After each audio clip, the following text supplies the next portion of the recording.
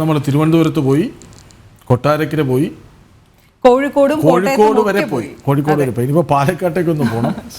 കേരളത്തിൽ ആദ്യമായി വിനായക ചതുർത്ഥി ഘോഷയാത്ര നടന്ന പാലക്കാട് ഇത്തവണ 32ാമത് വിനായക ചതുർത്ഥി ആഘോഷമാണ് നടക്കുന്നത്. ചെറുതും വലുതുമായ 275 വിഗ്രഹങ്ങളാണ് നാളെ നടക്കുന്ന വിനായക നിമജ്ജന ഘോഷയാത്രയിൽ പങ്കെടുക്കുക. ഇന്ന് വിശേഷാൽ പൂജയും ആനയോട്ടും അതോടൊപ്പം തന്നെ വിഗ്രഹങ്ങളുമായുള്ള നഗരപ്രദക്ഷിണവും ഒക്കെ ഉണ്ട്. ഇതെല്ലാം പാലക്കാട് നഗരത്തിന്റെ വിവിധ ഭാഗങ്ങളിലൊക്കെ ഇന്ന് നടക്കുന്നുണ്ട്.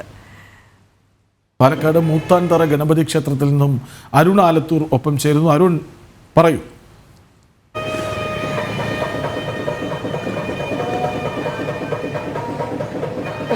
കൃഷ്ണരാജും അനുവും നേരത്തെ സൂചിപ്പിച്ചതുപോലെ തന്നെ വിനായക ചതുർത്ഥി, വിനായകന്റെ ആ ഒരു ജന്മദിനം വിപുലമായുള്ള ആഘോഷം നാടെങ്ങും നടക്കുകയാണ്. ഞാനിപ്പോൾ ഉള്ളത് നേരത്തെ പറഞ്ഞ പോലെ മൂത്താൻതറ ഗണപതി ക്ഷേത്രത്തിലാണ്. ഏതായാലും ഇവിടെയും വളരെ വിപുലമായ ആഘോഷങ്ങൾ തന്നെയാണ് നടക്കുന്നത്. പാലക്കാട്ട് വിനായക ചതുർത്ഥി ആഘോഷങ്ങളുടെ പ്രത്യേകത എന്നുള്ളത് നിമജ്ജന ഘോഷയാത്ര. കേരളത്തിൽ ആദ്യമായി ഈ വിനായക വിഗ്രഹങ്ങളുമായുള്ള നിമജ്ജന ഘോഷയാത്ര നടക്കുന്നത് പാലക്കാടാണ്. ഏതായാലും ഇപ്പോൾ 32ാമത് വർഷമാണ്. ഈ 32ാമത് വർഷവും അതൊരു മുടക്കവുമില്ലാതെ വിനായക വിഗ്രഹങ്ങളുമായുള്ള നിമജ്ജന ഘോഷയാത്ര പാലക്കാട് നടക്കുന്നു എന്നുള്ളതാണ് നമുക്കിപ്പോൾ ദൃശ്യങ്ങളിൽ കാണാൻ സാധിക്കും. ഇത് മൂത്താൻതറ ക്ഷേത്രത്തിന് മുന്നിലുള്ള വിനായക വിഗ്രഹമാണ്. വളരെ വലിയൊരു പടുകൂറ്റൻ വിഗ്രഹമാണ്. മോദകം ഏന്തിയുള്ള വിഗ്രഹമാണ് ഇവിടെ ഉള്ളത്. ഇത്തരത്തിൽ സിദ്ധി വിനായകനും അതുപോലെ തന്നെ പല ഭാവത്തിലുള്ള വിനായകൻ രൂപങ്ങൾ പലയിടത്തും ആളുകൾ പൂജിക്കുന്നുണ്ട്. വീടുകളിൽ ആളുകൾ പൂജിക്കുന്നുണ്ട്. 9 ദിവസം, 5 ദിവസം, 3 ദിവസം ഇങ്ങനെയൊക്കെയാണ് ഈ വിഗ്രഹങ്ങൾ പൂജിക്കുക. വീടുകളിലൊക്കെ പൂജിക്കുന്ന ആ വിഗ്രഹങ്ങളൊക്കെ കൂടെ ഇങ്ങനെ നഗരത്തിലെ പ്രധാന കേന്ദ്രങ്ങളിലേക്ക് എത്തും. അവിടെ നിന്നുമാണ് വിനായക ചതുർത്ഥിയോടനുബന്ധിച്ചുള്ള ഈ ഒരു ഘോഷയാത്ര നടക്കുക. ഏതായാലും ആ ഘോഷയാത്രയിൽ 275 വിഗ്രഹങ്ങൾ ഇത്തവണ പങ്കെടുക്കും എന്നുള്ളതാണ് ഇതിന്റെ അധികൃതർ അറിയിച്ചിട്ടുള്ളത്. നമുക്ക് ഇവിടുത്തെ ആളുകളോട് തന്നെ ചോദിക്കാം. ഈ വിനായക ചതുർത്ഥി ആഘോഷം എന്നുള്ളത് മറ്റു ജില്ലകളെ അപേക്ഷിച്ച് ഇപ്പോൾ നോർത്ത് ഇന്ത്യയിലൊക്കെ നമുക്കറിയാം, മഹാരാഷ്ട്രയിൽ നിന്നാണ് ഇതിനൊക്കെ ഒരു തുടക്കമാവുന്നത്. അതിനുശേഷം കേരളത്തിൽ ഇതിന്റെ ഒരു ആദ്യം നാന്ദി കുറിക്കുന്നത് പാലക്കാട് ഈ മൂത്താൻതറ വെച്ചിട്ടാണ്. വിഘ്നേശ്വരായ നമഃ. നമ്മുടെ സംസ്കാരവും സംസ്കൃതിയും പുരാതന കാലം മുതൽ തന്നെ ഏതൊരു സത്കർമ്മം തുടങ്ങുകയാണെങ്കിലും ഏതൊരു സത്പ്രവൃത്തി തുടങ്ങുകയാണെങ്കിലും ആദ്യം നടക്കുന്നത് വിനായക പൂജയായിരിക്കും. വിഘ്നങ്ങളും ഭംഗങ്ങളും ഒന്നും വരാതിരിക്കാൻ വേണ്ടി അതീവ പ്രാധാന്യത്തോടു കൂടിയാണ് വിഘ്നേശ്വരനെ നമ്മൾ പ്രാർത്ഥിച്ചു വരുന്നത്. പ്രത്യേകിച്ചും വടക്കൻ ഇന്ത്യയിലൊക്കെയാണ് ഇതിനു മുമ്പ് വളരെ പ്രാധാന്യത്തോടു കൂടി ഈ ഗണേശോത്സവം നടന്നത്.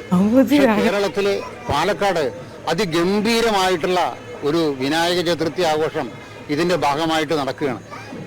ഒരു ഗണപതിയിൽ നിന്ന് തുടങ്ങിയ പാലക്കാടിലെ ഈ ഉത്സവം ഏകദേശം 300-ൽ കൂടുതൽ വിനായകനോട് കൂടിയിട്ട് നാളെ നിമജ്ജന ശോഭായാത്ര നമ്മുടെ പാലക്കാട് നടക്കുകയാണ്.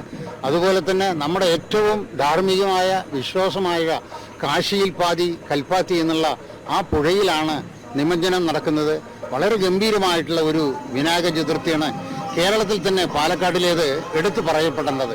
അതുപോലെ തന്നെ ഇത്തരം ഉത്സവങ്ങൾ നമ്മുടെ ഹിന്ദു സമൂഹത്തിൻ്റെയും ഹിന്ദു സമാജത്തിൻ്റെയും ആ കെട്ടുറപ്പിൻ്റെയും ആ ആത്മവിശ്വാസത്തിൻ്റെയും ഒക്കെ ഒരു ഉണർവ് പകർന്നതായുള്ള ഒരു ഉത്സവമാണ് നമ്മുടെ എല്ലാ ഉത്സവങ്ങളും. നമ്മുടെ ഈ വിനായക ചതുർത്ഥിയും ആ തരത്തിലുള്ള ഒരു സന്ദേശമാണ് നമ്മുടെ സമൂഹത്തിന് നൽകുന്നത് എന്നാണ് പറയാനുള്ളത്. അത് തന്നെയാണ്. ഏതായാലും വിനായക ചതുർത്ഥി എന്ന് പറയുമ്പോൾ നേരത്തെ അദ്ദേഹം പറഞ്ഞതുപോലെ തന്നെ ഹൈന്ദവ സമാജത്തിന്റെ ആ ഒരു ഒത്തൊരുമ ഉൾപ്പെടെ ദൃശ്യമാകുന്ന ഒരു ഉത്സവം എന്ന് തന്നെ വേണം പറയാൻ.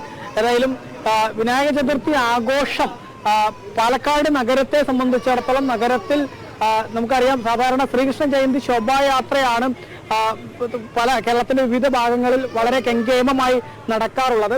പാലക്കാട് ശ്രീകൃഷ്ണ ജയന്തി ശോഭായാത്രയോടൊപ്പം തന്നെ വളരെ വിപുലമായി നടത്തുന്ന ഒരു ഉത്സവം അത് ഈ ഒരു വിനായക ചതുർത്ഥി ആഘോഷമാണ് എന്നുള്ളതാണ്. നഗരത്തിന്റെ വിവിധ ഭാഗങ്ങളിൽ നിന്ന് ഇത്തരത്തിൽ വിനായകന്റെ വിഗ്രഹങ്ങൾ ഓരോ ക്ഷേത്രങ്ങളുടെ മുന്നിലും മറ്റുമൊക്കെ പൂജിക്കുന്നുണ്ട്. കഴിഞ്ഞ 5 ദിവസം പൂജകൾ നടത്തുന്ന ചില ആളുകളുണ്ട്. ചില ആളുകൾ 9 ദിവസം പൂജകൾ ചെയ്യാറുണ്ട്. മറ്റ് ചിലയിടങ്ങളിലാണെങ്കിൽ 12 ദിവസം. അങ്ങനെ ഓരോ ഇടങ്ങളിൽ ഓരോ തരത്തിലാണ് പൂജകൾ നടത്തുക.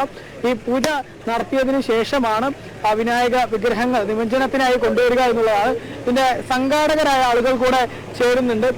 നാളെ എങ്ങനെയാണ് ഈ ആഘോഷത്തിന്റെ ഭാഗമായുള്ള കാര്യങ്ങൾ ക്രമീകരിച്ചിരിക്കുന്നത്? എത്ര വിഗ്രഹങ്ങൾ എവിടെ നിന്നാണ് ഇത് ആരംഭിക്കുക?